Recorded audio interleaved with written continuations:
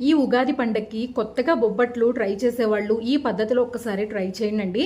ఎన్ని గంటలైనా కూడా బొబ్బట్లు అస్సలు గట్టిపడవు, చక్క మెత్తగా దూదిలాగా ఉంటాయి.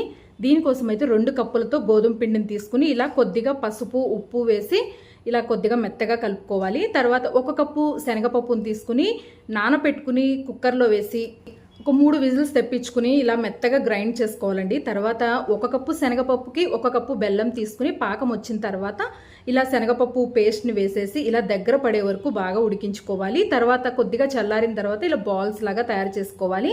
చపాతీ ముద్ద అలాగే లోపల పెట్టే పూర్ణము 2 కూడా ఒకటే సైజులో ఉండాలండి.